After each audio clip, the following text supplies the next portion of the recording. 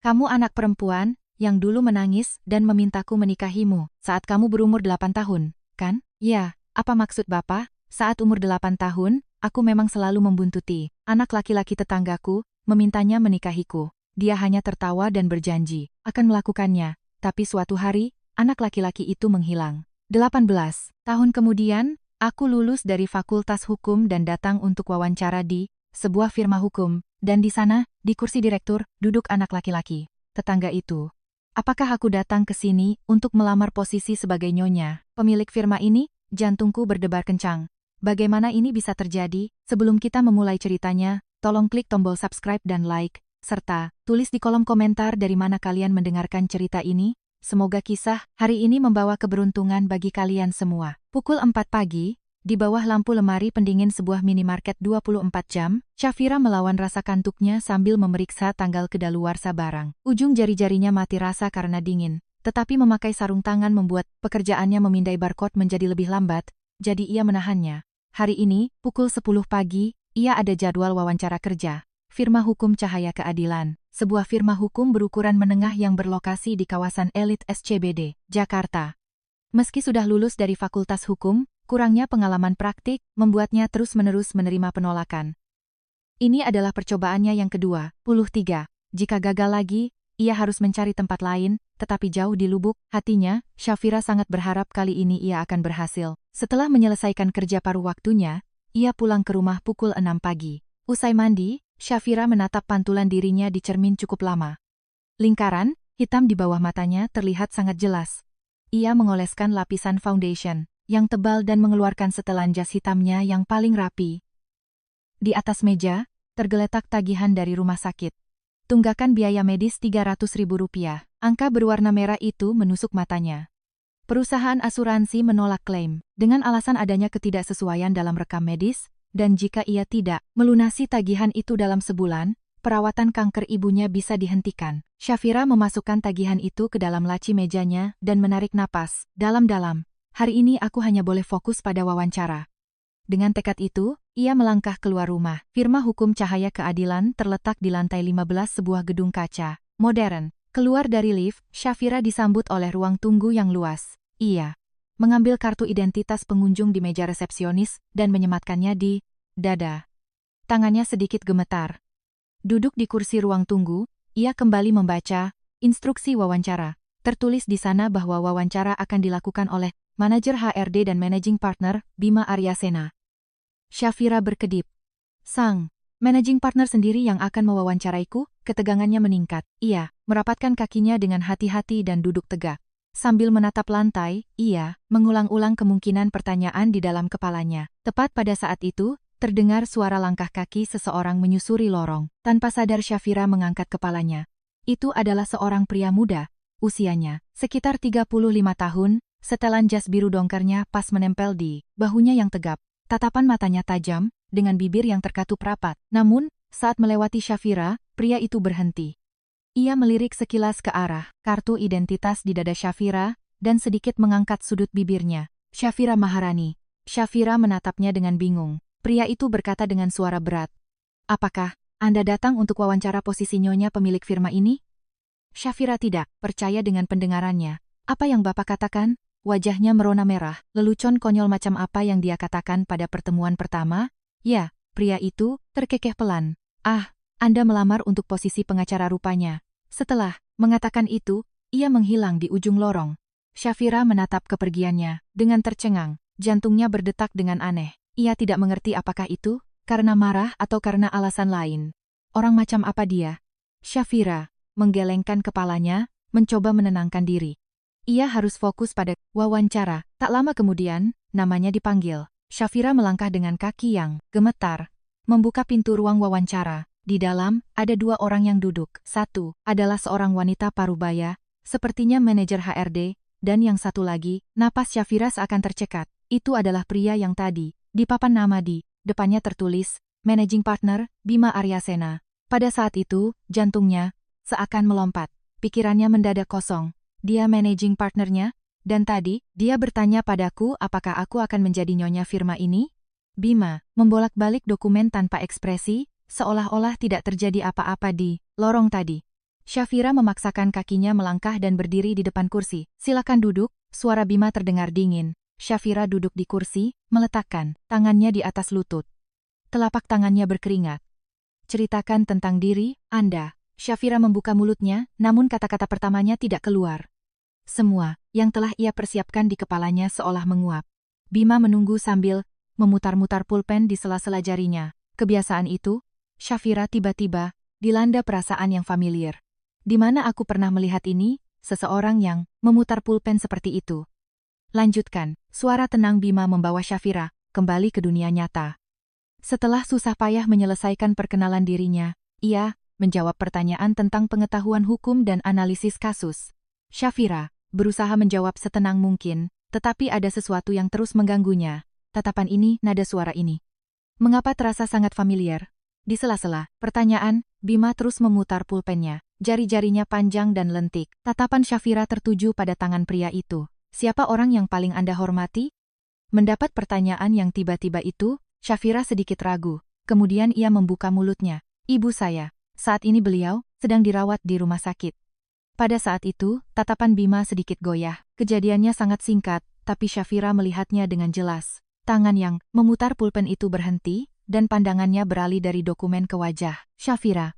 Wawancara hampir selesai. Syafira bersiap untuk berdiri ketika Bima berkata, dengan suara berat, Syafira Maharani, benar, jantung Syafira mencelos. Ia tidak mengerti maksud pertanyaan itu. Ia, setelah menjawab, ia keluar dari ruang wawancara. Berjalan di sepanjang lorong, jantungnya berdebar kencang. Ia masuk ke toilet, menumpukan tangannya di wastafel, dan menatap cermin. Wajahnya pucat. Mungkinkah? Syafira menggelengkan kepalanya.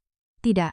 Tidak mungkin. Namun, potongan-potongan ingatan dari 18 tahun lalu berkelebat di kepalanya. Halaman rumah yang lama, anak laki-laki yang membantunya mengerjakan PR. Wajahnya yang tersenyum saat memberikan sapu tangan. Dan ia mendengar suaranya sendiri. Mas Bima, kalau aku sudah besar, aku akan menikah denganmu. Syafira menutup wajah dengan kedua tangannya. Wajahnya terasa panas. Tidak mungkin, Mas Bima itu. Managing partner ini, ia menurunkan tangannya dan kembali menatap cermin. Pipinya merona, matanya bergetar. Tapi kenapa dia bilang begitu padaku? Apa maksudnya aku akan jadi Nyonya Firma ini? Syafira menyalakan keran dan mencuci wajahnya dengan air dingin. Jantungnya masih berdetak cepat. Tangannya gemetar, dan ia tidak bisa mencuci mukanya dengan benar. Ia harus menguasai dirinya. Belum ada yang pasti. Nama Bima Aryasena cukup umum, dan kebiasaan memutar pulpen bisa dimiliki siapa saja. Namun jauh di lubuk hatinya, ia tahu, pria ini adalah Mas Bima yang dulu. Syafira menghela napas perlahan dan keluar dari toilet. Saat ia turun menggunakan lift, pikirannya berkecamuk. Tagihan rumah sakit, ibunya, hasil wawancara, dan janji 18 tahun yang lalu, semuanya saling terkait dan sulit diurai. Keluar dari gedung, Syafira menatap langit. Langit tampak mendung. Apakah dia benar-benar mengingat janji masa kecil itu, atau ini hanya kebetulan belaka? Dengan hati yang berat, Syafira berjalan menuju stasiun MRT. Jantungnya masih bergemuruh di dada. Sudah 18 tahun berlalu. 3 hari berlalu setelah wawancara. Syafira, setelah menyelesaikan shift malam di minimarket, pulang ke rumah dan merebahkan diri di tempat tidur. Ia bahkan takut untuk memeriksa ponselnya. Ia takut melihat pesan penolakan lagi. Namun, pesan di layarnya berbeda dari yang ia duga. Selamat, Anda diterima, Anda akan ditempatkan langsung di bawah arahan direktur utama. Syafira langsung terbangun dan membaca ulang pesan itu. Diterima, tangannya gemetar. Rasa bahagia meluap, namun pada saat yang sama muncul perasaan yang aneh. Langsung di bawah direktur utama? Apakah hal seperti ini biasa terjadi pada pegawai baru? Syafira meletakkan ponselnya dan menatap langit-langit. Wajah pria yang ia temui saat wawancara muncul di benaknya. Bima Aryasena. Apakah dia benar-benar Mas Bima yang dulu? Atau sekadar kebetulan? Pikirannya kusut, namun hal pertama yang harus ia lakukan adalah memberitahu ibunya. Setibanya di rumah sakit, ia melihat Ibu Ratna sedang diinfus sambil menatap ke luar jendela. Wajahnya sangat kurus. Syafira berusaha memasang wajah gembira dan membuka pintu kamar perawatan. Ibu, aku datang. Ibu Ratna menoleh. Senyum merekah di wajahnya yang pucat.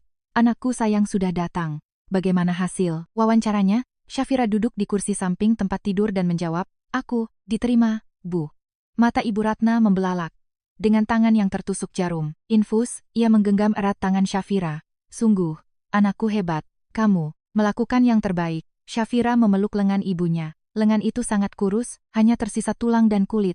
Hatinya perih, tapi ia tidak menunjukkannya. Tapi, Bu, ada sesuatu yang aneh terjadi. Apa itu? Syafira ingin mengatakannya, tapi ia mengurungkan niatnya. Ia tidak tahu bagaimana reaksi ibunya jika ia membicarakan Bima. Ia tahu bahwa pada malam 18 tahun lalu itu, ibunya juga terluka. Tidak apa-apa. Aku hanya sedikit gugup dan salah bicara. Ibu Ratna menatap wajah putrinya lekat-lekat. Sepertinya ada hal lain, tetapi ia tidak bertanya lebih jauh. Teruslah berusaha. Syafiraku, pasti bisa. Syafira mengangguk. Hari pertama bekerja pun tiba. Syafira bangun pagi-pagi sekali dan mengeluarkan blus paling rapi miliknya. Di depan cermin, ia merapikan rambutnya berkali-kali. Dengan hati yang berdebar, ia berangkat ke kawasan elit itu. Membuka pintu kaca, di lantai 15 firma hukum Cahaya Keadilan, ia disambut oleh interior yang mewah. Ruang resepsionis yang luas, ruang rapat berdinding kaca, ruang arsip yang rapi. Syafira melihat sekeliling, bergerak dengan tegang. Halo, apakah kamu pengacara Syafira Maharani? Syafira menoleh pada suara yang ceria itu dan melihat seorang pria muda seusianya. Pria itu tersenyum ramah. Aku Rizky. Hari ini juga hari pertamaku bekerja. Kita rekan kerja, kan? Wajah Syafira cerah karena gembira. Ah, iya. Syafira Maharani. Salam kenal. Rizky menjabat tangan Syafira dengan erat. Kita berjuang sama-sama. Ya, anak baru harus kompak. Tepat saat itu, terdengar suara sinis.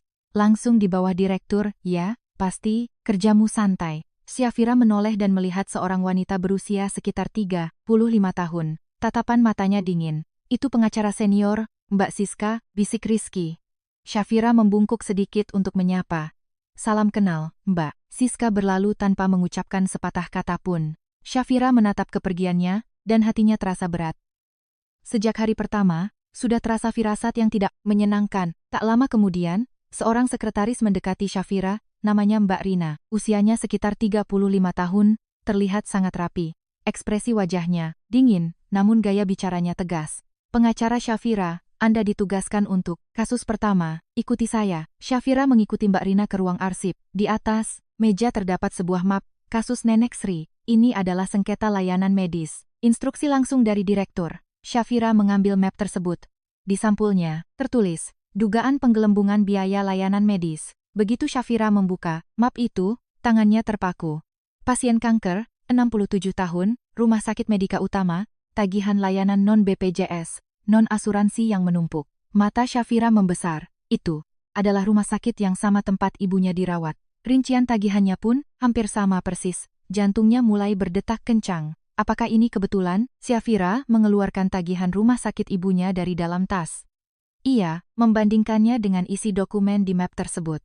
Suntikan yang tidak ditanggung asuransi, pemeriksaan tambahan, prosedur khusus rinciannya hampir identik. Bahkan di tengah-tengah rekam medis terdapat jejak perubahan. Tangannya bergetar.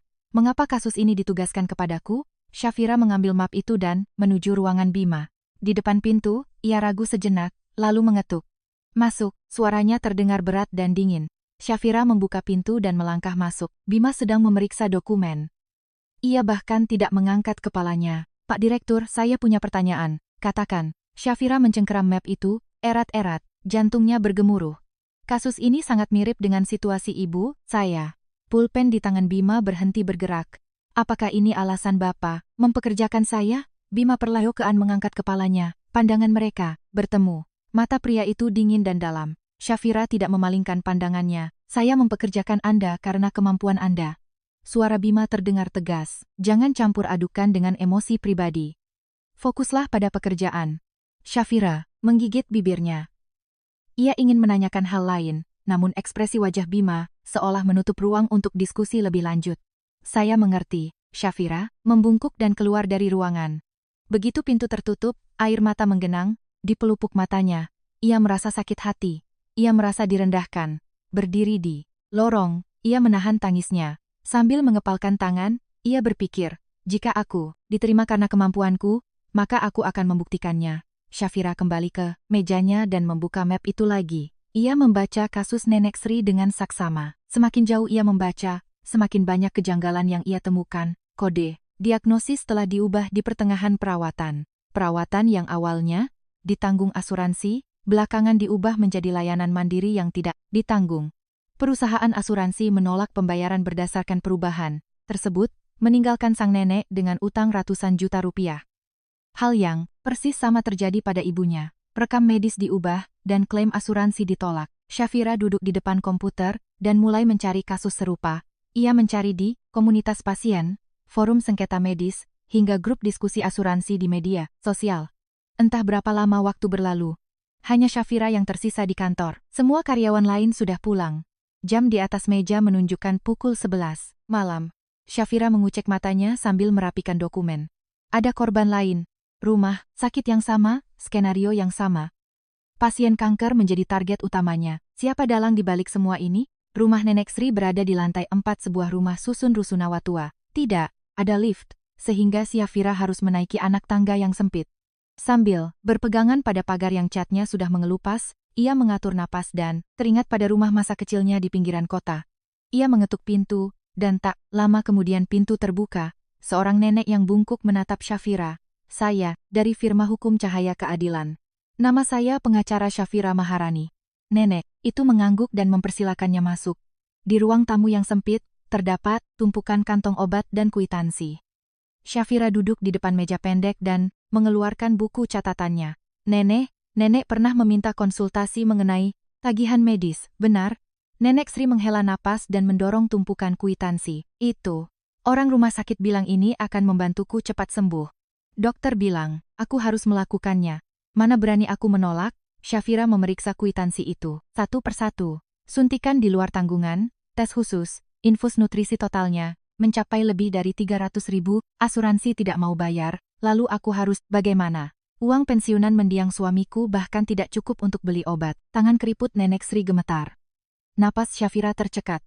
Rincian ini sudah berkali-kali ia lihat. Ia mengeluarkan tagihan ibunya dari dalam tas dan membandingkannya. Rinciannya hampir identik. Nama suntikan, kode pemeriksaan, bahkan nominalnya. Tangan Shafira kaku. Nenek, bolehkah saya menyalin dokumen-dokumen ini? Nenek Sri mengangguk. Kalau ini bisa membantu, bawa saja, semuanya. Aku tidak tahu lagi harus berbuat apa. Shafira menggenggam tangan, nenek itu. Tangannya sangat kurus, hanya tulang. Saya pasti akan membantu, nenek. Kata-kata itu terdengar seperti janji pada dirinya sendiri. Keluar dari rusunawa Nenek Sri, Shafira langsung menuju rumah sakit medika utama. Itu adalah rumah sakit tempat ibunya dirawat, sekaligus tempat Nenek Sri berobat. Tiba di bagian administrasi, ia melihat tempat itu kosong karena jam istirahat makan siang. Shafira mendekati seorang staf dan bertanya, "Ibu saya, pasien bernama Ratna Wulandari. Saya ingin memeriksa riwayat penerbitan surat keterangan medisnya." Staf itu mengetik sesuatu di komputernya. Ya, riwayat penerbitan telah diterbitkan 2 kali. Shafira menyipitkan matanya. 2 kali? Apakah isinya berbeda? Staf tersebut mengerutkan kening setelah melihat layar. Soal itu saya tidak bisa memberitahu Anda. Shafira mencondongkan tubuhnya ke meja. Mengapa isi surat keterangan medisnya berubah? Awalnya itu adalah layanan yang ditanggung, lalu berubah menjadi tidak ditanggung. Wajah staf itu memucat. Ia menghindari tatapan Shafira. Itu instruksi dari Departemen Perencanaan. Shafira mengerutkan dahinya. Apa itu Departemen Perencanaan? Sampai mereka bisa mengubah rekam medis? Mereka bahkan bukan dokter. Staf itu tidak bisa menjawab dan bangkit dari kursinya. Maaf, saya tidak tahu. Setelah mengatakan itu, ia menghilang ke ruangan belakang. Shafira berdiri di depan meja dengan tawa getir. Ada yang tidak beres. Jelas bahwa Departemen Perencanaan memalsukan dokumen medis. Shafira naik lift ke lantai 7. Kamar ibunya berada di ujung lorong. Membuka pintu, ia melihat Ibu Ratna berbaring dengan selang infus. Beliau sedang menatap kosong keluar jendela. Ibu Ratna menoleh. Senyum menghiasi wajahnya yang letih. Anakku datang. Tumben kamu pulang cepat. Shafira duduk di kursi dan menggenggam tangan ibunya. Tangan itu terasa dingin. Di punggung tangannya, tempat jarum infus menancap, terdapat memar kebiruan. Ibu tidak apa-apa? Ya, tidak apa-apa. Hari ini rasanya ibu lebih sehat. Shafira menatap wajah ibunya. Ia tahu itu bohong. Wajah ibunya pucat, bibirnya kering. Shafira ragu cukup lama sebelum akhirnya membuka mulut. Ibu, apakah ibu ingat? Mas Bima, ekspresi Ibu Ratna membeku. Tangan yang diinfus itu sedikit bergetar. Kenapa tiba-tiba menanyakan dia? Syafira menarik napas dalam-dalam. Aku bekerja di perusahaannya. Managing partner di firma hukum Cahaya Keadilan adalah Mas Bima. Mata Ibu Ratna membelalak, bibirnya bergetar. Air mata menggenang di pelupuk matanya. Bima sekarang sudah hidup enak ya. Syafira menyadari ibunya. Tidak sekadar terkejut. Ibunya tahu sesuatu. Bu, apa yang sebenarnya terjadi saat itu? Kenapa Mas Bima tiba-tiba menghilang? Ibu Ratna terdiam lama. Ia menatap keluar jendela, lalu perlahan mulai bercerita. Itu terjadi di malam itu. Ayah Bima pulang dalam keadaan mabuk. Syafira menahan napas. Dia mau memukuli Bima. Memang selalu begitu di rumah mereka. Suara Ibu Ratna bergetar. Ibu berdiri menengahi mereka. Ibu tidak sanggup melihat anak sekecil itu dipukuli. Mata Syafira berkaca-kaca. Kita memanggil polisi, tapi ayahnya melampiaskan amarahnya pada ibu. Ibu Ratna menyentuh pipi kiri di bawah matanya. Ada bekas luka lama yang samar di sana, jadi luka di wajah ibu itu. Ibu Ratna mengangguk. Bima menangis dan bilang, ini semua salahku, lalu dia lari. Sejak saat itu tidak ada kabar darinya. Mendengar cerita itu untuk pertama kalinya, Syafira merasa hatinya hancur. Kini, ia mengerti mengapa ibunya saat itu memiliki bekas luka di wajahnya, dan mengapa ibunya tidak pernah menceritakan apapun. Air mata menetes dari mata Ibu Ratna. Ibu tidak bisa melindunginya. Ibu membiarkannya kabur. Bu, saat aku menangis dan bertanya kemana perginya Mas Bima, ibu pasti juga sangat sedih, kan? Ibu tidak bisa mengatakan apa-apa. Syafira menggenggam erat tangan ibunya. Air mata mengalir di pipinya. Iya, teringat malam 18 tahun yang lalu itu. Cahaya lampu mobil polisi, keributan, ibunya yang pulang dengan wajah berdarah, dan siluet Bima yang menghilang dalam kegelapan. Syafira kecil yang berusia 8 tahun, berpegangan pada rok ibunya sambil menangis. Mas Bima, kamu mau kemana? Ibu, Ratna tidak bisa menjawab. Dengan wajah berdarah, ia hanya memeluk putrinya dan menangis. Keesokan harinya, Bima menghilang tanpa jejak. Rumah sebelah menjadi kosong, dan tidak ada yang pernah menyebut namanya lagi. Syafira menghapus air matanya dan berkata, Bu, ini bukan salah ibu. Ibu justru menyelamatkannya. Ibu Ratna menggeleng. Tetap saja ibu merasa bersalah pada Bima, karena membiarkannya lari sendirian di luar sana. Syafira memeluk ibunya. Bahu ringkih ibunya bergetar. Dia sudah sukses Bu. Dia menjadi pengacara. Hebat. Itu semua berkat ibu. Ibu Ratna menangis sambil mengelus punggung putrinya. Rasa bersalah yang dipendamnya selama 18 tahun akhirnya tumpah bersama air matanya. Keluar dari kamar perawatan, Syafira berdiri di lorong dan menatap keluar jendela.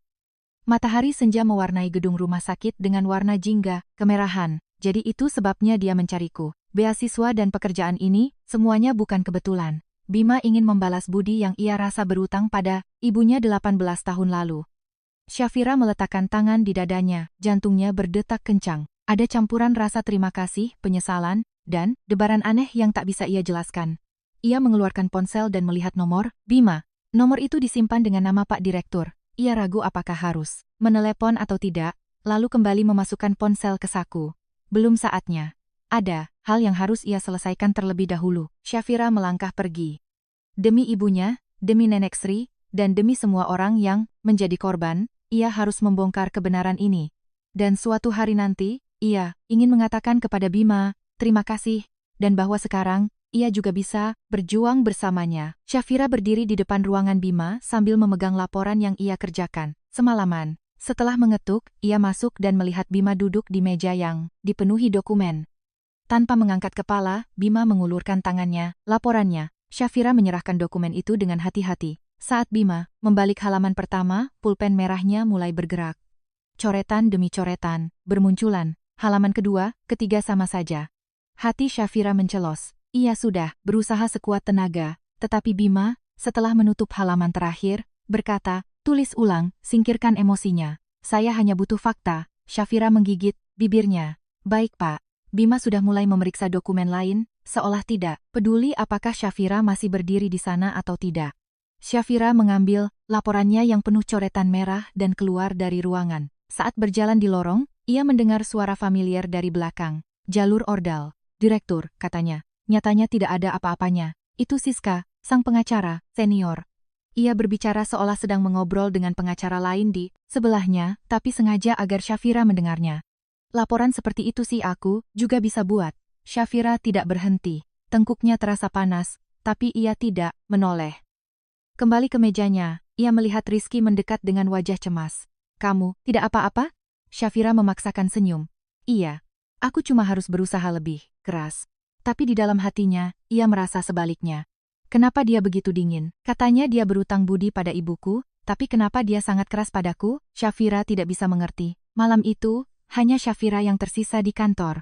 Karyawan lain sudah pulang satu persatu, dan di bawah cahaya lampu neon, hanya meja kerjanya yang masih terang. Sambil mengetik ulang laporannya, ia sesekali mencari data korban baru. Forum, online, grup Facebook pasien, portal pengaduan medis, ia menelusurinya satu per satu, mengganti kata kunci pencarian. Baru setelah pukul 1 dini hari, ia mendapatkan hasil yang signifikan. Ditemukan 5 orang lagi yang menjadi korban, dari rumah sakit yang sama dengan modus yang serupa. Mereka semua adalah pasien kanker yang terjebak tagihan layanan non-asuransi dan surat keterangan medis. Mereka diubah di tengah jalan. Syafira mengucek matanya. Pandangannya mulai kabur. Huruf-huruf di layar komputer seakan menari-nari. Sedikit lagi selesai. Tapi tubuhnya tak bisa diajak kompromi. Syafira menyandarkan kepalanya di atas lengannya di meja dan memejamkan mata. Sebentar saja. Aku istirahat sebentar saja. Pukul 4 pagi. Suara langkah kaki terdengar di lorong kantor. Bima, yang baru saja menyelesaikan rapat larut malam, telekonferensi zona waktu lain, kembali ke ruangannya, dan menyadari ada lampu yang menyala. Mendekat, ia melihat Syafira, tertidur dengan kepala bersandar di meja. Bima berhenti dan menatapnya. Di layar, komputer tampak daftar para korban. Di atas meja berserakan laporan yang penuh, coretan merah dan catatan catatan kecil. Wajah Syafira terlihat pucat. Lingkaran hitam di matanya terlihat jelas, dan tangannya masih memegang pulpen. Napasnya teratur dan tenang. Sepertinya ia tertidur sangat pulas. Bima menatapnya cukup lama. Kemudian, ia dengan pelan melepaskan jasnya dan menyelimutkannya ke bahu Syafira. Ia mengambil selembar kertas post-it dari meja dan menuliskan sesuatu dengan pulpen.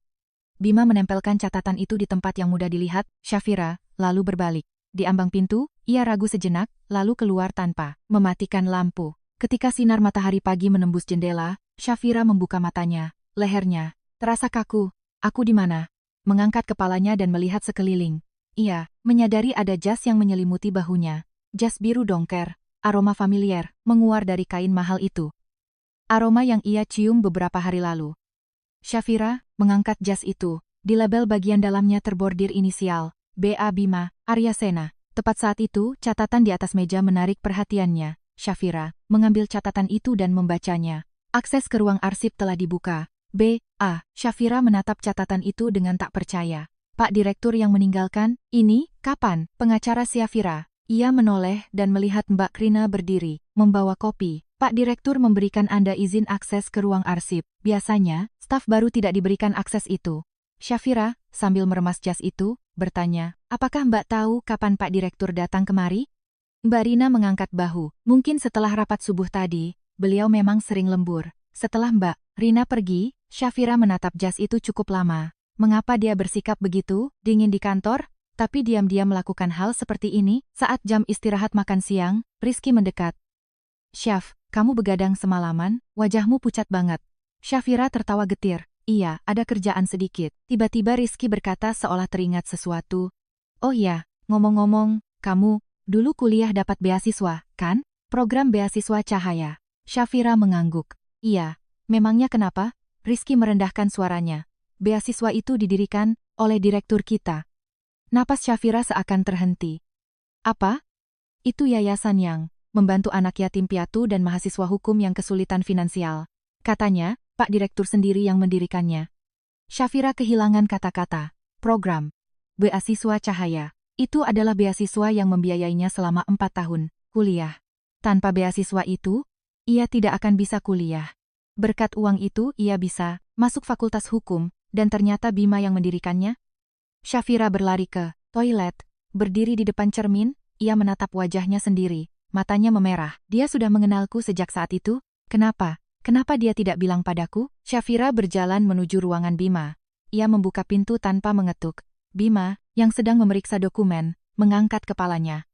Ekspresi wajahnya membeku. Anda tidak mengetuk pintu? Syafira tidak menjawab. Ia menutup pintu dan mendekati Bima. Kenapa Bapak melakukan semua ini padaku? Suara Syafira bergetar. Rasa sesak memenuhi dadanya. Beasiswa itu. Program beasiswa cahaya. Bapak yang mendirikannya, kan? Tatapan Bima sedikit goyah. Tapi sedetik, kemudian kembali datar. Lalu kenapa? Syafira mengepalkan tangannya erat-erat. Apakah ini karena kasihan? Semua yang Bapak lakukan untukku, apakah cuma karena kasihan? Bima berdiri. Ia menatap lurus ke mata Syafira. Tidak, ini bukan rasa kasihan. Syafira menahan napas. Lalu apa? Bima terdiam sejenak. Kemudian ia berkata dengan suara berat, ini adalah utang. Syafira tidak percaya dengan pendengarannya. Utang apa? Suara Bima terdengar tegas. Ini adalah utang kepada ibumu. Syafira kehabisan kata-kata. Jantungnya berdesir. Utang kepada ibunya. Bima membicarakan kejadian malam 18 tahun lalu, saat ibunya terluka demi menyelamatkannya. Bima kembali duduk di kursinya dan berkata, jika tidak ada pertanyaan lagi, silakan keluar, saya sedang sibuk. Suaranya terdengar dingin dan tak terbantahkan. Syafira menggigit bibir bawahnya, kuat-kuat. Air mata menggenang di matanya, tapi ia menahannya. Saya mengerti. Syafira berbalik dan keluar dari ruangan. Utang, katanya. Lalu aku ini apa? Alat untuk melunasi utang? Syafira menyandarkan punggungnya ke dinding dan memejamkan mata. Hatinya terasa perih. Ia tidak tahu apakah perasaan ini adalah rasa terima kasih atau rasa sakit hati. Di dalam ruangan, Bima menatap keluar jendela. Pulpen di tangannya sedikit bergetar. Maafkan aku, suara lirih yang tidak bisa didengar siapapun. Hanya, ini yang bisa aku lakukan. Bima memejamkan mata. Di ingatannya muncul bayangan, dirinya sendiri, berlari ke dalam kegelapan 18 tahun yang lalu. Dan, wajah Syafira kecil berusia 8 tahun, menangis dan memegangi bajunya. Bima berdiri mematung di sana cukup lama. Suasana tegang menyelimuti ruang rapat. Syafira, Bima, dan Rizky duduk di meja. Di hadapan mereka duduk seorang pria parubaya berambut putih. Dia adalah Profesor Dr. Budi Santoso, seorang pakar onkologi berusia 63 tahun. Bima membuka map dan bertanya, Profesor, bisakah Anda memeriksa daftar tes ini? Prof. Budi membetulkan letak kacamatanya dan meneliti dokumen tersebut. Setelah membaca, cukup lama, ia menggelengkan kepala. Pemeriksaan-pemeriksaan ini secara medis tidak wajib. Memang bagus jika dilakukan, tetapi bukan sebuah keharusan. Syafira mencondongkan tubuhnya, tapi kenapa pihak rumah sakit sangat merekomendasikannya kepada pasien? Prof. Budi tersenyum getir. Rumah sakit biasanya menggunakan kalimat, ingin cepat sembuh. Ini akan sangat membantu. Pasien mana yang berani menolak? Bima, sambil memutar pulpen di jarinya, bertanya, apakah merekomendasikan perawatan yang tidak perlu merupakan malapraktik? Profesor Budi menghela napas. Ada rumah sakit yang memberikan tekanan berat pada target pendapatan. Dokter seringkali terpaksa mengikuti instruksi manajemen. Setelah rapat, Syafira duduk di mejanya dan merapikan dokumen. Rekam medis para korban, kwitansi, surat penolakan dari perusahaan asuransi. Ia membandingkannya satu persatu dan memasukkan datanya ke dalam tabel Excel. Polanya mulai terlihat jelas. Semua korban adalah pasien kanker. Pada awal masa rawat inap, mereka menerima perawatan menggunakan fasilitas BPJS atau asuransi dasar, tetapi, pada titik tertentu, suntikan dan pemeriksaan mandiri, non-asuransi, mulai ditambahkan. Belakangan, kode diagnosis diam-diam diubah, perusahaan asuransi menolak klaim, dan pasien ditinggalkan dengan utang ratusan juta rupiah. Syafira menyusun profil dalang di balik semua ini. Haryanto Kusuma, 58 tahun, Direktur Yayasan Kesehatan Nusantara. Di media massa, ia sering disebut sebagai tokoh filantropi. Namun dari data yang digali, terendus dugaan penggelapan dana, yayasan dan kolusi dengan pihak rumah sakit. Hendra Wijaya, 55 tahun, Kepala, Departemen Perencanaan Rumah Sakit Medika Utama. Ia yang menginstruksikan para dokter untuk merekomendasikan layanan mandiri dan mengubah rekam medis di bawah tekanan target keuntungan rumah sakit. Agus Setiawan, 45 tahun, Kepala Divisi Investigasi Klaim Perusahaan Asuransi. Menerima arahan perusahaan untuk menekan angka klaim, ia berkolusi dengan rumah sakit dan menolak klaim dengan mengategorikan perawatan sebagai tindakan medis yang tidak perlu. Syafira menatap layar komputernya sambil menggertakkan gigi. Orang-orang ini bersekongkol dan menipu pasien-pasien lemah. Tiba-tiba ponselnya berdering. Dari ibunya. Halo, suara Ibu Ratna bergetar. Syafira, pihak rumah sakit menelepon ibu. Kalau kita tidak melunasi tunggakan 300 juta rupiah untuk layanan mandiri itu akhir minggu ini, ibu harus dipulangkan paksa. Jantung Syafira mencelos. Apa? Tapi ibu kan sedang di tengah-tengah perawatan kemoterapi. Ibu sudah bilang begitu, tapi katanya itu peraturannya. Syafira menyambar tasnya. Ia setengah berlari keluar dari kantor. Setibanya di bagian administrasi rumah sakit, wajah Syafira tampak pucat. Ia berdiri di depan meja dan berkata kepada staf, "Saya wali pasien Ratna Wulandari, kamar 707 lantai 7. Saya datang terkait pemberitahuan pemulangan paksa." Staf tersebut memeriksa komputernya. Ya, tunggakan layanan di luar, tanggungan sebesar 300.000 rupiah.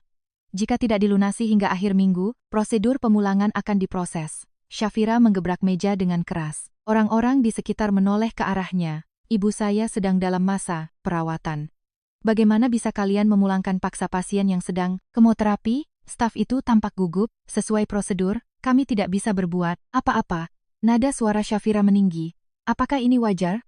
Kalau tidak punya uang, tidak boleh dirawat dan langsung diusir? Staf itu tidak bisa menjawab. Keluarga pasien lain mulai berbisik-bisik. Syafira mengepalkan tangannya, kuat-kuat dan keluar dari area pendaftaran. Berjalan di lorong, ponselnya kembali berdering. Nomor tidak dikenal. Halo, terdengar suara pria asing. Pengacara Syafira Maharani, saya Hendra Wijaya. Syafira menghentikan langkahnya. Kepala Departemen Perencanaan yang baru saja ia lihat namanya di dokumen. Ibu Anda pasti kesulitan menjalani perawatannya, kan? Suara Hendra Wijaya terdengar santai dan mengejek. Kalau Anda setuju untuk berdamai, kami bisa membuat hidup Anda lebih mudah, dan perawatan ibu Anda bisa terus dilanjutkan. Tangan Syafira bergetar. Apakah ini sebuah ancaman? Terdengar tawa dari seberang telepon. Ancaman? Ini tawaran kerjasama. Pikirkan baik-baik tentang kesehatan ibu Anda. Tut. Sambungan terputus. Syafira menatap ponselnya. Tangannya gemetar. Amarah dan ketakutan bercampur aduk. Sesampainya di lorong depan kamar ibunya, Syafira terduduk lemas. Bersandar di dinding, ia memejamkan mata. Air matanya mengalir. Apa yang harus kulakukan? Dari mana aku bisa mendapatkan uang 300 juta rupiah? Proses pengadilan akan memakan waktu lama. Bagaimana nasib ibu selama masa itu? Syafira menutup wajah dengan kedua tangannya. Napasnya sesak. Ia tidak pernah merasa seputus asa ini. Sementara itu, di firma hukum Cahaya Keadilan, Bima memanggil Mbak Rina. Rina, tolong hubungi Dinas Sosial dan BPJS Kesehatan terkait kasus ibu. Pengacara Syafira. Mbak Rina mencatat instruksi itu. Bantu dia mengajukan permohonan bantuan dana darurat medis dan siapkan semua dokumen yang diperlukan. Bima menambahkan, siapkan juga draft permohonan audit investigasi terkait ancaman pemulangan paksa dari rumah sakit. Kalau ada rekaman, segera dapatkan. Mbak Rina mengangguk. Baik, Pak. Setelah Mbak Rina keluar, Bima menatap keluar jendela. Matahari mulai terbenam. Langit berubah kemerahan. Bertahanlah, sebentar lagi. Bima bergumam pelan. Suara yang tidak bisa didengar siapapun. Di atas meja, tergeletak daftar korban yang disusun oleh Syafira. Bima mengambil dokumen itu. Di sana terlihat jelas hasil kerja keras Syafira yang sering lembur. Bima mengambil ponselnya dan memutar sebuah nomor. Ini aku. Bisakah kamu menghubungi media mengenai Rumah Sakit Medika Utama? Dari seberang telepon, terdengar jawaban, itu akan butuh waktu. Kami butuh lebih banyak bukti. Bima berkata, aku sedang mengumpulkan buktinya. Aku akan menghubungimu saat semuanya siap. Menutup telepon, Bima kembali menatap keluar jendela. Kegelapan mulai turun. Aku tidak akan membiarkan perawatannya dihentikan. Bima mengepalkan tangannya. Aku akan menghentikan kebusukan ini. Di lorong rumah sakit, Syafira mengusap air matanya dan berdiri. Membuka pintu kamar, ia melihat Ibu Ratna menatapnya dengan cemas. Syafira, kamu tidak apa-apa? Syafira memaksakan senyum. Iya. Semua baik-baik saja. Aku akan membereskan semuanya. Ibu fokus saja pada penyembuhan. Ibu Ratna menggenggam tangan putrinya. Maafkan ibu. Ibu hanya jadi beban buatmu. Syafira menggeleng keras. Ibu bicara apa? Ibu bukan beban untukku. Syafira menggenggam tangan. Ibunya erat. Tangan itu dingin. Aku pasti akan melindungi ibu. Apapun yang terjadi. Syafira berjanji dalam hati. Ia mengingat nomor telepon Hendra Wijaya di ponselnya. Awas saja, akan kulanjutkan kasus ini sampai tuntas. Memarkir mobilnya di area parkir rumah sakit, Bima terdiam cukup lama. Tangan yang memegang kemudi sedikit bergetar. Ia menatap pantulan dirinya di kaca spion. Wajah seorang pria berusia 35 tahun. Tidak ada lagi jejak remaja 17 tahun, yang lari ketakutan 18 tahun silam. Ia menarik napas dalam-dalam dan keluar dari mobil. Naik lift, ia menekan tombol lantai 7. Setiap melewati lantai, jantungnya berdetak semakin cepat. Tiba di depan kamar 707, Bima berhenti. Dari balik pintu terdengar suara, sayup-sayup televisi. Ia mengangkat tangannya 3 kali untuk mengetuk, namun, terhenti. Akhirnya, ia memejamkan mata dan mengetuk pintu. Masuk. Suara itu sangat familiar. Bahkan setelah 18 tahun, ia masih mengenali suara itu. Ia membuka pintu dan melangkah masuk. Ibu Ratna, yang sedang menatap keluar jendela, menoleh, dan saat melihat Bima, ia terpaku. Bima perlahan membungkuk. Selamat malam, Tante. Air mata mengalir dari mata Ibu Ratna. Bibirnya bergetar. Kamu sudah tumbuh besar. Bima duduk di kursi di sebelah ranjang. Dari dekat, Ibu Ratna terlihat sangat kurus dan letih. Namun sorot, matanya tetap hangat. Sama seperti 18 tahun lalu, saat beliau selalu membawakannya makanan. Maafkan saya karena lari malam itu. Suara Bima merendah. Tante terluka, dan saya malah kabur. Ibu Ratna menggelengkan kepalanya. Ia mengulurkan tangan dan menyentuh tangan Bima. Bicara apa kamu ini? Kamu tidak bersalah sama sekali. Bima tidak mengangkat kepalanya. Kamu selamat, itu sudah cukup. Kamu masih hidup dan sehat, itu saja sudah cukup bagi Tante. Tangan Ibu Ratna terasa hangat. Bima menggigit bibirnya, berusaha menahan air mata. Bagaimana hidupmu selama ini? Tanya Ibu Ratna. Bima perlahan menjawab, saya ikut ujian persamaan dan terus belajar. Saya memikirkan pengorbanan yang Tante lakukan untuk saya waktu itu, dan bertekad bahwa saya harus menjadi orang sukses. Ibu Ratna tersenyum sambil mengusap air matanya. Baguslah. Syukurlah. Ibu Ratna membuka laci meja kecil di samping tempat tidur. Ia mengeluarkan sebuah amplop usang. Tante menyimpan ini untuk berjaga-jaga. Bima mengambil amplop itu dan membukanya. Di dalamnya terdapat salinan laporan kepolisian dari 18 tahun yang lalu. Ada catatan tentang kekerasan dalam rumah tangga dan foto-foto korban. Ini masih ada? Tangan Bima gemetar. Tante pikir ini mungkin akan berguna suatu saat nanti. Siapa tahu laki-laki itu, ayah Bima, muncul lagi.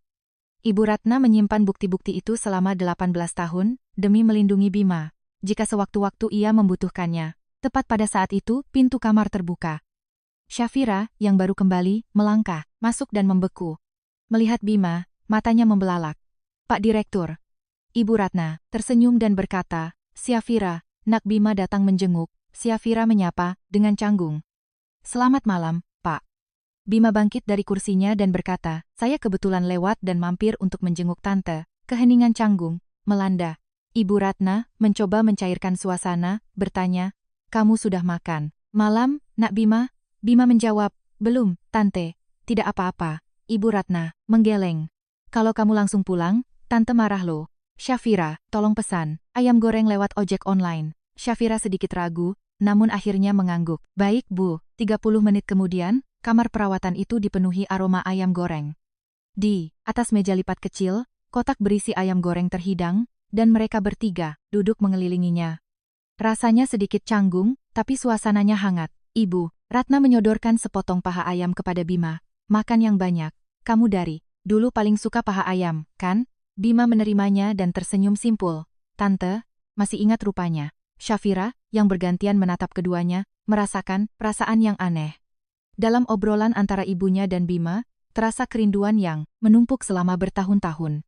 Ibu Ratna menatap Syafira, berkata, berkat Bima, kamu bisa kuliah, loh. Beasiswa itu, ingat. Syafira menundukkan kepalanya. Bima menyela. Bukan, Tante. Syafira sendiri yang cerdas. Ibu Ratna tersenyum melihat mereka berdua. Tante selalu berharap kalian berdua bisa saling menjaga satu sama lain. Wajah Syafira memerah. Bima, yang hanya menatap ayam gorengnya, bergumam, makanlah yang banyak. Ibu Ratna tertawa lepas. Itu adalah pertama kalinya Syafira mendengar ibunya tertawa ceria setelah sekian lama. Selesai makan, Bima berdiri pamit. Saya permisi dulu, Tante. Ibu Ratna melambaikan tangannya. Sering-sering mampir, ya? Bima mengangguk hormat dan keluar dari kamar. Syafira mengikutinya dari belakang. Pak Direktur. Bima menghentikan langkahnya di lorong. Ia tidak menoleh. Terima kasih. Suara Syafira terdengar pelan. Bima terdiam sejenak lalu berkata, ini kewajiban saya. Setelah mengatakan itu, ia melangkah pergi. Shafira menatap punggungnya yang menjauh.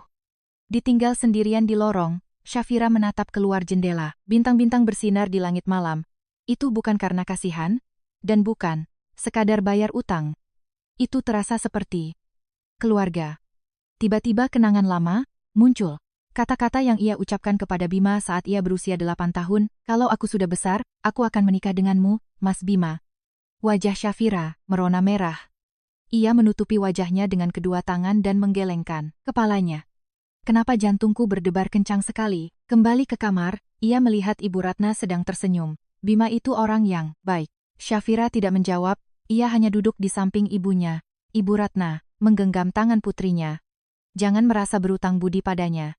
Dia juga menerima sesuatu dari kita. Shafira mengangguk. Sesuatu yang beku di hatinya perlahan mulai mencair. Keesokan paginya, saat pintu lift terbuka di kantor, Shafira merasakan firasat aneh. Suasana kantor sedang kacau. Karyawan berkumpul dalam kelompok-kelompok kecil sambil berbisik, dan tatapan mereka ke arah Shafira terasa janggal. "Mbak," Siska menghampirinya. Ekspresi wajahnya serius. "Shafira, gawat." Shafira, sambil meletakkan tasnya, bertanya, "Ada apa, Mbak?" Siska memelankan suaranya. "Materi gugatan kita bocor ke pihak rumah sakit. Semua daftar korban dan bukti-bukti penting." Jantung Shafira mencelos. Itu adalah materi yang ia kumpulkan selama beberapa malam tanpa tidur. "Bagaimana bisa?" Siska menatap tajam ke arah Shafira. "Bukankah kamu yang bertanggung jawab menyusun materi itu?" Shafira tidak percaya dengan apa yang didengarnya. "Aku? Bukan aku, pelakunya." Siska melipat tangannya di dada. "Lalu siapa? Berapa orang yang punya akses ke data itu?" Karyawan lain mencuri pandang ke arah mereka. Terdengar bisik-bisik. Shafira menahan napas. "Sumpah, bukan aku yang membocorkannya. Aku tidak melakukan hal serendah itu." Siska kembali ke mejanya, tanpa berkata apa-apa. Shafira berdiri terpaku. Tangannya bergetar. Tak lama kemudian, ia dipanggil ke ruang rapat. Di sana sudah berkumpul Bima, manajer HRD, dan beberapa pengacara. Shafira ragu-ragu di ambang pintu. Sepertinya semua mata tertuju padanya. Bima membuka suara. "Kita akan melakukan penyelidikan internal terkait kebocoran data. Semua riwayat akses komputer akan diperiksa." Shafira melangkah maju. "Pak Direktur, saya benar-benar tidak melakukannya." Bima menatap Shafira. Tatapannya sangat dingin. "Kita akan menyelidikinya sesuai prosedur." Hati Shafira hancur. Ia berharap Bima akan membelanya, tapi pria itu bersikap sangat formal. "Baik, Pak." Keluar dari ruang rapat, Shafira kembali ke mejanya. Tangannya gemetar, hingga ia tidak bisa memegang mouse dengan benar. Air mata menggenang, tapi ia menahannya. Ia tidak boleh menangis di sini.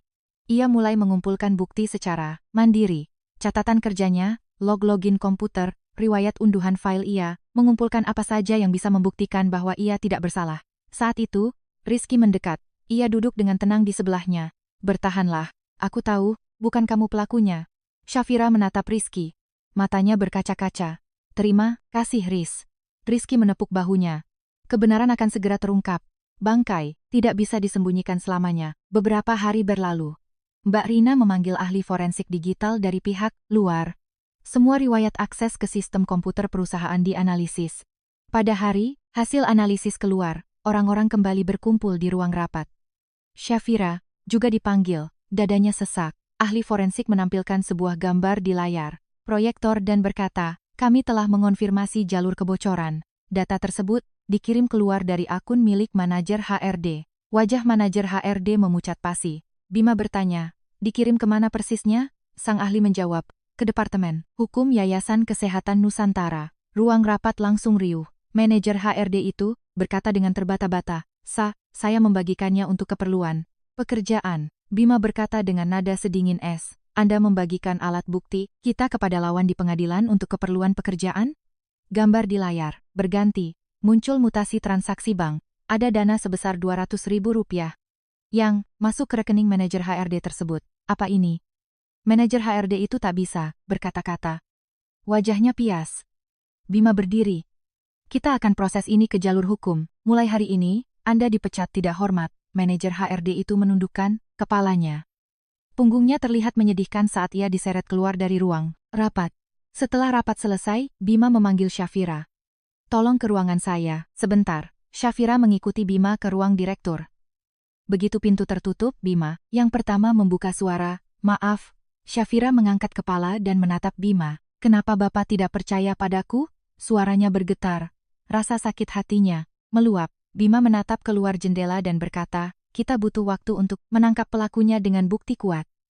Syafira tidak mengerti. "Apa maksud, Bapak?" Bima berbalik menatap Syafira. "Bukannya saya tidak percaya padamu. Saya ingin pelaku aslinya lengah.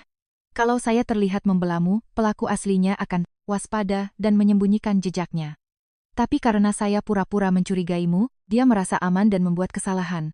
Syafira terdiam. "Jadi itu strateginya." "Tetap saja, Bapak bisa memberitahuku sebelumnya. Bapak tahu betapa tersiksanya. Aku berjuang sendirian?" Bima terdiam sejenak. Ini kebiasaan. Menyelesaikan semuanya sendirian. Syafira menatap Bima. Kata-katanya seolah merangkum 18 tahun kehidupannya. Pria yang lari sendirian, bertahan hidup sendirian, dan sukses sendirian. Pria yang tidak terbiasa mempercayai atau mengandalkan orang lain. Syafira berkata tegas. "Lain kali, beritahu aku dari awal. Aku juga bisa berjuang di sampingmu." Bima menatap lurus ke mata Syafira. Sorot matanya goyah. "Baiklah." Syafira mengangguk dan berjalan ke arah pintu. Saat ia memegang gagang pintu, terdengar suara Bima dari belakang, "Pengacara Syafira." Syafira berhenti. "Kerja bagus." Syafira, tanpa menoleh, menjawab, "Ya, Pak." Setelah menutup pintu, ia melangkah ke lorong yang sepi. Syafira menyandarkan tubuhnya ke dinding.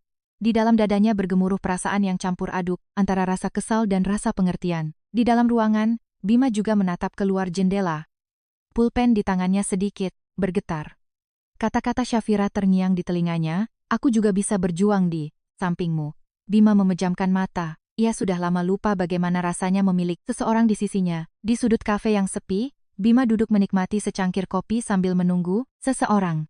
Tak lama kemudian, masuklah seorang wanita berusia akhir 30-an. Potongan rambut bob pendek, tatapan mata yang tajam itu adalah Nadia Larasati, jurnalis investigasi dari majalah Investigasi Kini. Nadia duduk di hadapan Bima dan berkata, "Lama tidak berjumpa, Pak Direktur." Bima mengangguk. "Terima kasih sudah meluangkan waktu di tengah kesibukan Mbak Nadia."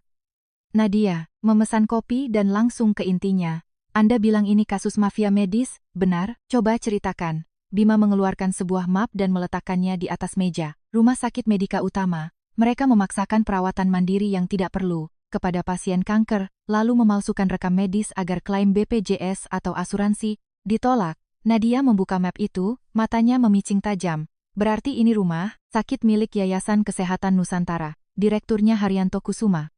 Bima mengangguk. "Ada juga dugaan penggelapan dana yayasan.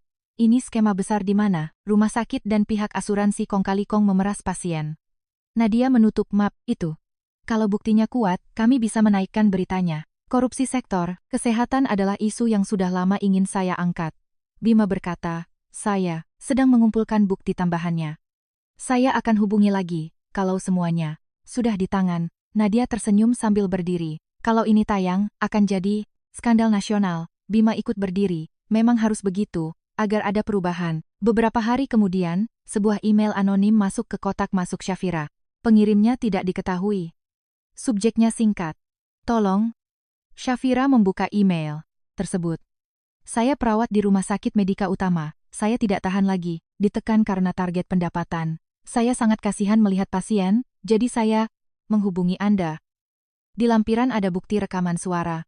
Syafira mengunduh lampiran tersebut. Itu adalah sebuah file audio. Saat ia menekan tombol play, terdengar suara seorang pria. "Kita harus menaikkan omzet dari layanan non-asuransi bulan ini. Tawarkan paket VIP dan suplemen impor ke semua pasien kanker. Tapi Pak, bagaimana kalau keluarga pasien keberatan secara biaya? Bilang saja kalau mau cepat sembuh ya harus ambil.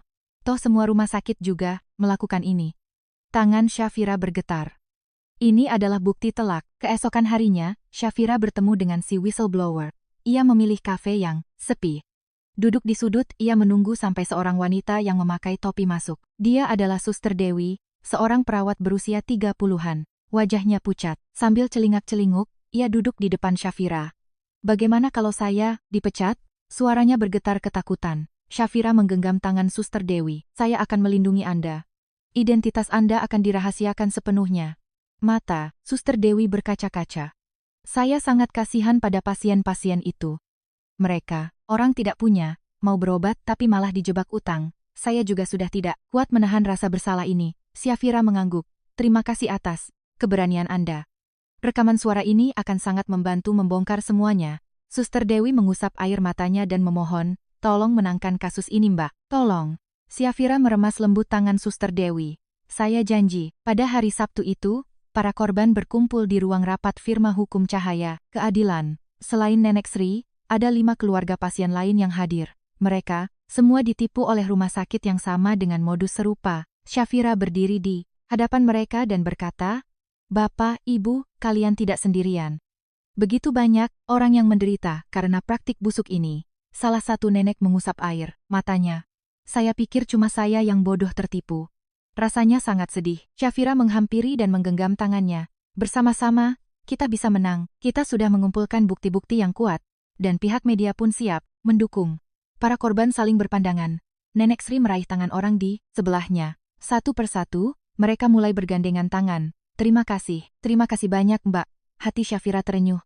Ia harus menang demi mereka. Beberapa hari berselang, data baru kembali datang. Kali ini adalah dokumen internal dari perusahaan asuransi.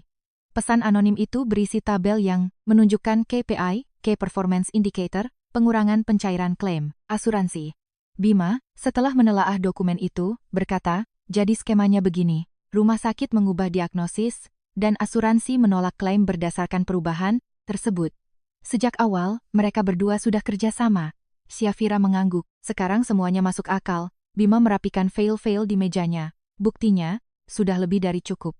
Kita mulai persiapan sidang perdata. Namun langkah mereka tidak berjalan mulus. Haryanto Kusuma sang direktur, yayasan mulai bergerak. Dalam beberapa hari, telepon di firma hukum terus berdering. Klien-klien besar memutus kontrak kerjasama secara sepihak. Kami mendapat arahan untuk memutuskan hubungan dengan Cahaya Keadilan. Maaf, kami tidak bisa berbuat apa-apa. Suasana kantor berubah muram, wajah para karyawan dipenuhi kecemasan. Mbak Siska bersungut-sungut di lorong. Firma kita tidak akan bangkrut gara-gara ini, kan? Buat apa kita repot-repot mengurus kasus sebesar ini yang melawan penguasa? Karyawan lain ikut berbisik setuju. Keesokan harinya, Bima mengadakan rapat umum. Seluruh karyawan berkumpul di ruang rapat dengan wajah tegang. Bima berdiri di depan dan berkata tegas. Saya tahu kalian semua khawatir. Saya akan jujur. Ruang rapat menjadi hening. Beberapa klien besar memang memutus kontrak kita. Mungkin akan ada lebih banyak lagi. Terdengar helaan napas panjang dari para staf. Tapi apa yang kita lakukan saat ini adalah hal yang benar. Suara Bima mengeras. Pasien-pasien miskin ditipu, uang mereka diperas, dan mereka tidak mendapat perawatan yang layak. Kalau bukan pengacara seperti kita, siapa lagi yang akan melawan mafia ini? Syafira menatap Bima. Sorot matanya teguh dan tak tergoyahkan. Kita akan terus maju sampai akhir. Jangan menyerah. Keheningan sesaat melanda. Rizky yang pertama kali mengangguk. Saya dukung penuh, Pak. Mbak Rina ikut menyahut. Saya juga siap. Satu persatu, para staf mulai mengangguk setuju. Mbak Siska, meski sambil menggigit bibir, akhirnya menunduk setuju. Bima berkata, terima kasih. Mari kita menangkan ini bersama. Syafira mendongak menatap Bima. Rasa hangat menjalar di dadanya. Dengan pemimpin seperti dia, kami pasti bisa berjuang sampai akhir. Kita pasti akan menang. Kita. Bima menoleh menatap Syafira. Ya, kita pasti akan menang. Di luar jendela, semburat senja mewarnai langit Jakarta menjadi kemerahan. Pertarungan berat menanti di depan mata. Tapi anehnya, Syafira sama sekali tidak merasa takut. Karena ia tahu, ia tidak sendirian. Syafira berdiri dengan hati berdebar di depan Pengadilan Negeri Jakarta Pusat. Hari ini adalah hari pertama sidang. Gugatan perdata atas ganti rugi. Penggugatnya adalah Nenek Sri dan 5 korban lainnya. Tergugatnya adalah Rumah Sakit Medika Utama dan Yayasan Kesehatan Nusantara. Saat menaiki anak tangga, pengadilan, Bima yang berjalan di sebelahnya bertanya, gugup? Syafira mengangguk. Jujur saja, sangat gugup. Bima tertawa pelan. Tidak apa-apa, persiapan kita sudah sangat matang. Suasana di dalam ruang sidang sangat tegang. Di sisi penggugat, duduk para korban. Nenek Sri melihat Syafira dan mengangguk pelan. Syafira membalas anggukannya. Di sisi tergugat, berjejer pengacara-pengacara mahal utusan rumah sakit. Wajah mereka angkuh. Sidang pun dimulai. Agenda pertama adalah mendengarkan kesaksian para korban. Nenek Sri perlahan bangkit ke kursi saksi. Suaranya bergetar, namun terdengar jelas. Orang rumah sakit bilang suntikan ini akan bantu saya cepat sembuh. Dokter sendiri yang nyuruh, mana berani saya nolak. Korban lain bersaksi, mereka bilang kalau saya tidak beli paket obat ini, saya tidak akan sembuh. Saya takut mati, jadi saya turuti, tapi ternyata asuransi tidak mau bayar. Terdengar helaan napas simpati dari bangku pengunjung. Giliran berikutnya adalah kesaksian ahli medis, Profesor Dr. Budi Santoso. Secara medis, tes dan suplemen tambahan ini tidak esensial. Memang tidak ada ruginya, tetapi bukan sesuatu yang mutlak. Tidak ada justifikasi klinis untuk memaksa pasien mengambilnya. Hakim ketua bertanya. Lalu menurut pendapat ahli, apa alasan pihak rumah sakit ngotot merekomendasikan perawatan ini? Profesor Budi menjawab lugas. Satu-satunya penjelasan logis adalah motif ekonomi dan keuntungan rumah sakit. Ruang sidang langsung riuh rendah. Kini giliran Syafira. Syafira maju mempresentasikan bukti-bukti yang telah ia siapkan. Rekam medis 6 korban, tabel selisih biaya layanan non-BPJS, asuransi, log perubahan kode diagnosis dalam sistem IT rumah sakit, semua ini adalah hasil begadangnya berhari-hari. Hakim, sambil membolak-balik berkas, mendongak, data yang disajikan sangat sistematis dan rapi, jantung Syafira berdebar kencang. Terima kasih, Yang Mulia. Di sebelahnya, Bima menatap Syafira dengan senyum bangga yang tersembunyi. Sementara persidangan berlangsung sengit, di luar sana terjadi kehebohan besar. Laporan liputan khusus investigasi dari jurnalis Nadia Larasati tayang serentak di stasiun TV nasional. Di layar TV, tertera tajuk berita mencolok, mafia rumah sakit memeras pasien kanker berkedok perawatan eksklusif. Dalam siaran tersebut, rekaman audio Suster Dewi diperdengarkan tanpa sensor. Opini publik meledak seketika. Media sosial dibanjiri kecaman netizen, ini rumah sakit atau lintah darat, ayah saya juga jadi korban di sana. Tangkap direktur yayasannya, Kementerian Kesehatan, Kemenkes, langsung turun tangan. Tim investigasi gabungan dikirim untuk menggerebek rumah sakit. Seorang inspektur Kemenkes memeriksa database server rumah sakit dan membentak. Ini log perubahan database apa? Kode diagnosis diubah paksa di tengah perawatan. Staf IT yang bertugas menjawab, gugup. Itu saya tidak tahu, Pak. Inspektur itu mendesak. Siapa yang kasih perintah? Staf itu tidak bisa mengelak lagi. Satu persatu, para mafia berdasi itu tumbang. Berita setelah sore itu menampilkan wajah Haryanto Kusuma, Direktur Yayasan Kesehatan Nusantara. Haryanto Kusuma resmi ditetapkan sebagai tersangka kasus penggelapan dana dan penipuan.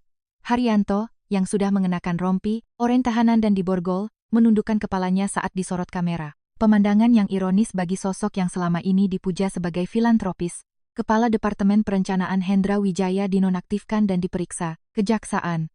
Kepala Investigasi Asuransi, Agus Setiawan, diseret ke Komite Etik, OJK dan dipecat. Mantan manajer HRD dari firma hukum pun ikut diciduk polisi atas tuduhan pembocoran rahasia korporat. Dan akhirnya, hari pembacaan putusan tiba. Ruang sidang sesak oleh pengunjung. Ada para korban, keluarga mereka, hingga puluhan jurnalis. Ketegangan menggantung di udara. Jantung Syafira rasanya mau melompat keluar dari dadanya. Ia mengepalkan tangannya kuat-kuat, menatap gerak bibir hakim. Hakim ketua mengetuk palu dan membacakan putusan. Mengadili. Menyatakan tergugat, Rumah Sakit Medika Utama dan Yayasan Kesehatan Nusantara terbukti melakukan perbuatan melawan hukum. Menghukum tergugat untuk membayar ganti rugi material dan imaterial kepada para penggugat sebesar total 12 miliar rupiah. Ruang sidang meledak dalam sorak-sorai. Selain itu, memerintahkan pihak rumah sakit untuk memperbaiki sistem rekam medis dan diawasi langsung oleh Kemenkes. Hakim mengetuk palunya 3 kali. Tok, tok, tok. Sidang dinyatakan selesai dan ditutup. Isak tangis haru pecah di antara para korban. Nenek Sri, sambil mengusap air mata dengan sapu tangan lusuhnya, tersenyum lebar. Kita menang, Nduk, kita menang. Syafira ikut menangis terseduh-seduh. Bima, yang duduk di sebelahnya, diam-diam menyodorkan tisu. Nenek Sri menghampiri Syafira. Dengan tangan keriputnya, ia menggenggam erat tangan Syafira. Terima kasih banyak. Sekarang saya bisa mati dengan tenang tanpa meninggalkan utang. Syafira membalas genggaman hangat itu. Ini semua berkat keberanian nenek. Terima kasih. Kembali. Setibanya kembali di kantor, Syafira dan Bima disambut tepuk tangan meriah dari seluruh karyawan. Rizky berlari kegirangan dan menyalami Syafira. Syafira, kamu, gila. Hebat banget. Mbak Siska juga menghampiri. Dengan senyum yang sedikit canggung, ia mengulurkan tangan. Kerja yang bagus. Syafira agak terkejut, tapi menyambut jabat tangan itu sambil menunduk sopan. Terima kasih, Mbak. Mbak, Rina menyela. Pengacara Syafira, Pak Direktur memanggil. Syafira berjalan menuju ruangan Bima. Mengetuk perlahan, ia masuk dan melihat Bima sedang berdiri, membelakangi pintu, menatap keluar jendela. Cahaya senja menyinari separuh wajahnya. Kerja bagus hari ini. Bima berbalik. Berbeda dari biasanya, nada, suaranya terdengar sangat lembut. Hati Syafira menghangat. Tanpa sadar kata-kata, itu meluncur begitu saja dari mulutnya. Terima kasih, Mas Bima. Sesaat, ruangan menjadi hening total. Menyadari apa yang baru saja diucapkannya, wajah Syafira memerah padam. Maksud saya, terima kasih, Pak Direktur. Bima berkedip, lalu tertawa pelan. Mas Bima, ya, wajah Syafira semakin merah, seperti kepiting rebus. Ia menundukkan kepala, saya salah bicara. Maafkan saya, Pak. Bima masih tersenyum, pengacara Syafira. Syafira mendongak, status karyawan tetap Anda sudah disetujui. Masa probation Anda selesai. Mata Syafira membulat lebar. Benarkah? Bima mengangguk, tolong pertahankan kinerja baik, Anda. Mata Syafira kembali berkaca-kaca. Rasa bahagia dan lega bercampur jadi satu. Terima kasih, Pak. Saya akan bekerja lebih keras lagi. Bima kembali menatap jendela, menambahkan santai. Malam ini ada acara syukuran makan malam dengan para korban. Kita pergi sama-sama? Syafira mengangguk mantap. Baik, Pak. Di luar jendela, matahari perlahan tenggelam, mengubah warna langit Jakarta menjadi jingga. Pertarungan yang panjang telah berakhir. Syafira menarik napas panjang. Kita menang. Kita benar-benar menang. Dan kini, babak baru dalam hidupnya akan segera dimulai. Di lorong depan ruang dokter bedah, Syafira menggenggam erat tangan ibunya. Hari ini adalah hari pengambilan hasil pemeriksaan lab terakhir. Tangan Ibu Ratna terasa dingin. Tangan Syafira pun ikut gemetar. Pintu terbuka. Dokter yang menangani ibunya keluar. Pasien atas nama Ibu Ratna Wulandari, silakan masuk. Keduanya melangkah masuk. Dokter, sambil menatap layar komputer, tersenyum lebar. Hasil tesnya sangat bagus. Syafira menahan napas. Ibu Ratna meremas. Tangan putrinya semakin erat. Dokter mendongak dan menatap mereka. Kanker berada dalam fase remisi total. Sel kanker sudah tidak terdeteksi lagi. Tangis Ibu Ratna pecah seketika. Syafira pun tak kuasa menahan derai air matanya. Alhamdulillah, Ibu. Ibu Ratna memeluk Syafira erat-erat.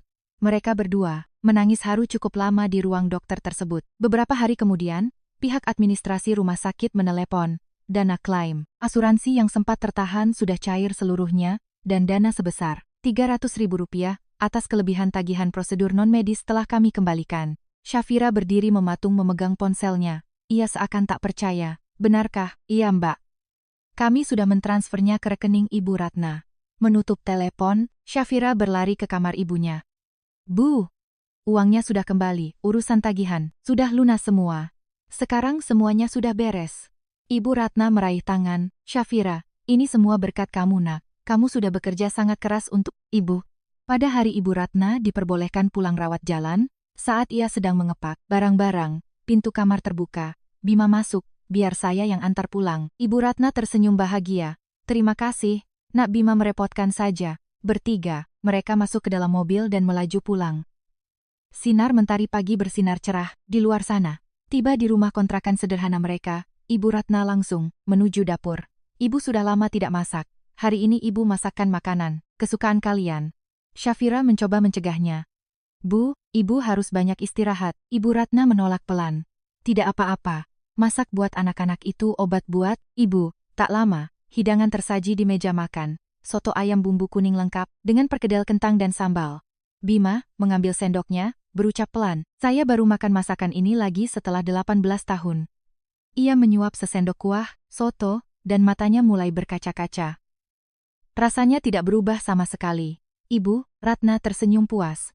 Syafira juga makan dengan lahap, raut wajahnya menyiratkan kebahagiaan yang mendalam. Suasana damai yang telah lama hilang kini kembali hadir di tengah mereka. Setelah makan malam, saat Syafira sedang mencuci piring di dapur, Bima menghampirinya. Syafira menoleh. Mau jalan-jalan sebentar? Syafira sedikit ragu, namun mengangguk. Boleh. Ibu Ratna, yang sedang duduk di ruang tengah, tersenyum geli. Sana pergi jalan-jalan. Mereka berdua berjalan bersisian menyusuri gang. matahari perlahan tenggelam, langit berubah warna jingga kemerahan. Bima mengarahkan langkah mereka ke jalanan yang tak asing lagi. Syafira melihat sekeliling dan menghentikan langkahnya. Kampung Lama, itu adalah kawasan pemukiman di Depok, tempat mereka menghabiskan masa kecil bersama. Terlihat sebuah rumah petak sederhana. Di tiang listrik depan halamannya terpampang spanduk bertuliskan, kawasan siap pugar. Bima bertanya, "Kamu ingat tempat ini?" Syafira mengangguk perlahan. "Iya, di sini. Dulu aku pernah bilang ke kamu." Ucapannya terputus. Wajahnya tiba-tiba memanas. Bima memutar tubuhnya menghadap Syafira. Jantung Syafira berdegup kencang tak karuan. "Kita sudah berjanji 18 tahun yang lalu." Bima merogoh saku jasnya dan mengeluarkan sebuah kotak kecil berlapis beludru. Ia perlahan berlutut dengan satu kaki. Napas Syafira seakan terhenti. "Syafira, Maharani." Bima membuka kotak itu. Sebuah cincin berkilau diterpa cahaya senja. "Sekarang, maukah kamu menikah denganku?" Air mata menetes dari pelupuk mata. "Syafira, Mas Bima." Suaranya bergetar hebat. "Kan aku sudah bilang, kalau aku sudah besar. Aku mau menikah denganmu. Waktu umurku 8 tahun. Bima tersenyum lebar. Syafira ikut tersenyum di sela isak tangisnya. Akhirnya, janji itu terkabul. "Iya, menikahlah denganku." Bima berdiri dan memeluk Syafira erat. Mereka berpelukan cukup lama di depan halaman rumah tua itu, tepat di tempat mereka mengikat janji 18 tahun silam. 6 bulan kemudian, sebuah acara pernikahan sederhana nan intim dilangsungkan. Suasananya tidak mewah, namun terasa sangat hangat. Di kursi tamu, tampak nenek-nenek korban penipuan medis yang tersenyum bahagia, rekan-rekan pengacara dari firma, serta Suster Dewi sang whistleblower. Puluhan mahasiswa penerima beasiswa cahaya juga memenuhi ruangan. Menggantikan MC, Ibu Ratna berdiri di depan memberikan sambutan. Hari ini, Ibu ingin menyampaikan beberapa patah kata. Ruangan seketika hening. 18 tahun yang lalu, Bima adalah anak laki-laki tetangga sebelah rumah. Syafira kecil selalu mengekor kemanapun dia pergi. Mata Ibu Ratna mulai berkaca-kaca. Ibu selalu berdoa, semoga suatu saat, nanti Bima dan Syafira bisa tumbuh dewasa dan saling melindungi satu sama lain. Terdengar suara isakan haru dari beberapa tamu undangan. Memang butuh waktu yang sangat lama, tetapi doa itu akhirnya terkabul. Ibu Ratna menatap sepasang pengantin itu sambil menyeka air matanya. "Hiduplah dengan bahagia, anak-anakku." Di pelaminan, Bima berbisik kepada Syafira, "Maafkan aku karena membuatmu menunggu terlalu lama." Syafira tersenyum manis. 18 tahun itu, lumayan lama, loh. Bima tertawa pelan, "Sebagai gantinya, aku akan menemanimu seumur hidupku." Syafira memicingkan matanya menggoda. "Awas kalau kabur lagi, ya?" Bima menggenggam jemari istrinya dengan erat. "Aku tidak akan pernah lari kemana-mana lagi." Keduanya saling bertatapan dan tersenyum. Tepuk tangan riuh, para tamu undangan memenuhi gedung pernikahan malam itu. 1 tahun berlalu. Di atas meja kerja Syafira di firma hukum Cahaya Keadilan, terpampang sebuah papan nama elegan berlapis kaca. Syafira Aryasena, S.H. M. Kondisi Ibu Ratna sangat sehat, ia rutin melakukan check-up dan terkadang mampir ke kantor membawakan kue pukis atau risoles buatan sendiri. Syafira dan Bima kini rutin memberikan layanan konsultasi hukum gratis pro bono bagi pasien kurang mampu. "Kita harus mengembalikan kebaikan yang pernah kita terima," ucap Syafira suatu hari, dan Bima mengangguk setuju. "Memang harus begitu." Suatu sore, Syafira sedang menatap sebuah bingkai foto di mejanya. Itu adalah foto lusuh bertahun-tahun yang lalu. Syafira yang berusia 8 tahun, tersenyum lebar dengan gigi ompong, berdiri di sebelah Bima remaja berusia 17 tahun. Ia tidak pernah menyangka bahwa janji kekanak-kanakan itu akan benar-benar terwujud menjadi nyata. Tepat saat itu, pintu ruangan terbuka, dan Bima melangkah masuk. Ia berjalan ke belakang kursi Syafira, merangkul bahu istrinya, dan bertanya, "Melihat apa?" Syafira menunjuk bingkai foto itu. "Foto lama kita. Waktu itu aku dengan percaya dirinya bilang mau menikahimu, kan?" Bima tersenyum dan mengecup puncak kepala Syafira. Janji itu pasti ditepati. Syafira balas tersenyum. "Iya, sekarang aku tahu." Keduanya menatap keluar, jendela kaca besar. Matahari bersinar hangat menyelimuti ibu kota. Ini adalah kebahagiaan manis yang datang setelah penantian panjang. Syafira menggenggam erat tangan suaminya. "Mas Bima, aku mencintaimu." Bima mengecup punggung tangan Syafira dan berbisik, "Aku juga, selamanya." Di luar sana, angin sepoi-sepoi bertiup. Musim yang baru telah tiba. Sebuah janji tulus dari seorang gadis berusia 8 tahun yang melintasi waktu selama 18 tahun lamanya, pada akhirnya menjadi kenyataan. Dua anak manusia yang pernah terluka oleh masa lalu, bersatu saling melindungi dan membangun sebuah keluarga. Terkadang, cinta menuntut waktu tunggu yang sangat panjang. Namun jika kita tidak pernah menyerah, janji itu pasti akan menemukan jalannya untuk terwujud. Bagaimana pendapat kalian tentang kisah hari ini? Jika cerita ini berhasil menyentuh hati kalian walau sedikit, tolong tekan tombol like dan subscribe. Masih banyak kisah-kisah menarik lainnya yang menanti kalian. Semoga hari kalian menyenangkan dan sehat selalu. Sampai jumpa di video berikutnya dengan kisah yang tak kalah indahnya. Terima kasih.